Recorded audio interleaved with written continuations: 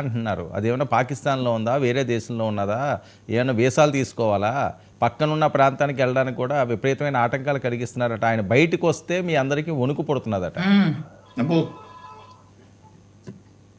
వణుకొస్తుంది sir. అందుకే గట్టిగా పట్టుకొని చెప్తున్నాను. ఒకటి సార్, పవన్ కళ్యాణ్ గారు వైజాగ్‌కి వెళ్ళేటప్పుడు కారులో నుంచి పైకి లేసి అభివాదం కూడా చేయడానికి వీల్లేదు అని చెప్పేసి అప్పటి ఎస్పీ గరుడ సుమిత్ అనేటువంటి అధికారి కనీసం పవన్ కళ్యాణ్ గారు పైకి లేస్తే చేతులు ఆయన భుజాల మీద వేసి కారులోకి నెట్టాడు.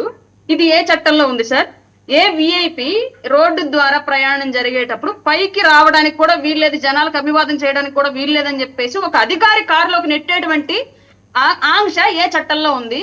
వీళ్ళప్పుడు ఏ ఉద్దేశంతో చేశారు? ఫస్ట్ది. రెండోది, ఎక్కడ సభ కండక్ట్ చేసుకున్నా అక్కడ ఏదో ఒక ఆటంకాలు సృష్టించి పర్మిషన్స్ లేవు, ఎక్కువ మంది రావడానికి వీల్లేదు, ఇంతమందే రావాలి అని చెప్పేసి ఆ రోజు మాకు కూడా అప్పటి ప్రభుత్వం అయినటువంటి వైసీపీ, అప్పటి ప్రభుత్వంలో ఉన్నటువంటి వైసీపీ మాకు అదే ఆంక్షలు పెట్టింది. అంటే 2019 టు 2024 ఆంధ్రప్రదేశ్ లో ఉన్న ప్రభుత్వానికి ఒక రూల్స్, 2024లో వచ్చినట్టు ప్రభుత్వానికి ఇంకొక రూల్స్ ఏమన్నా రాజ్యాంగం కల్పించిందా? అన్నిటికీ ఒకే రూల్స్ ఉన్నాయి కదా. మరి వైసీపీ టైంలో మా నాయకులు వెళుతుంటే ఎలాంటి ఆంక్షలు అయితే పెట్టి మా సభలన్నీ క్యాన్సిల్ చేసి మేము మార్పులు చేర్పులు చేసుకునేలాగా చేసి అన్ని గందరగోళాలను సృష్టించారు.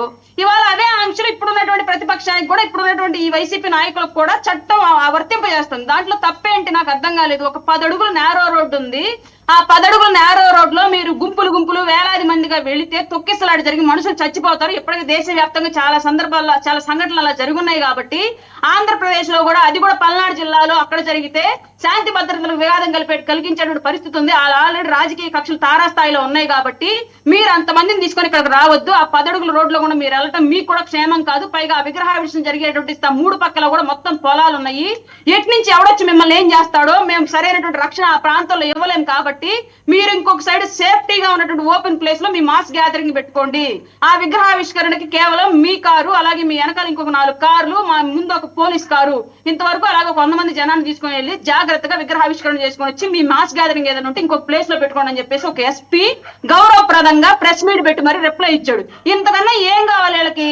వీళ్ళ ప్రభుత్వంలో ఏ ఎస్పీ అయినా, ఏ ప్రభుత్వ అధికారి అయినా అంత బాధ్యతాయుతంగా సమాధానం చెప్పడం చూసాం మనం. అంటే ఇప్పుడు జగన్మోహన్ రెడ్డి గారు వస్తే 150 కాదు కదండి, లక్షల్లోని వేలల్లోని తండోపుతండాలుగా తరలి వచ్చేస్తున్నారట కదా ఆయన చూడడానికి.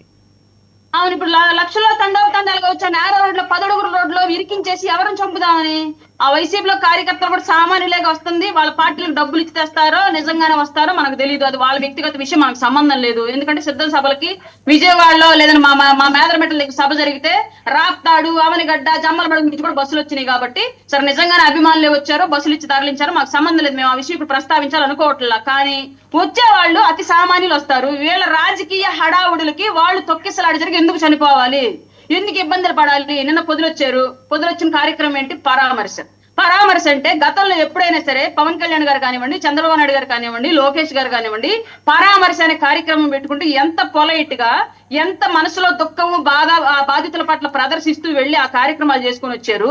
ఇవాళ జగన్మోహన్ రెడ్డి గారు పరామర్శ పేరుతో గుంటూరు వెళ్తేనే మిర్చి బత్తాలు ఎత్తకపోయారు, ఇక్కడ రాప్తాడు వెళ్తేనే హెలికాప్టర్ పాటలు ఎత్తకపోయారు, పొదులొస్తేనేమో ఆల్రెడీ పొగాకు ధరలేదరో దేవుడు అని చెప్పేసి ఈయన రమ్మంటే వచ్చి బేల్లెక్కి తొక్కి 1 కేజీ సపోజ్ 100 రూపాయలు ఆకు ధర ఉంది అంటే సోర ధర 10 రూపాయలు 9 రూపాయలు ఉండిద్ది. వీళ్ళు బేల్లెక్కి వందలాది మంది తొక్కడం మూలంగా రైతుల పొగాకు అంతా సోర అయిపోయింది. ఇప్పుడు పరామర్శ వల్ల రైతులకు నష్టం జరిగిందా, లాభం జరిగిందా? ఇట్లాంటి పరామర్శలు రాష్ట్రంలో ఎవరికి అవసరం ఈ రోజు? అది నిజంగా పరామర్శ లేదంటే రాజకీయ మర్శ? ఎవరు చెప్తున్నారు ఈ స్టోరీలన్నీ మాకు ఇక్కడ?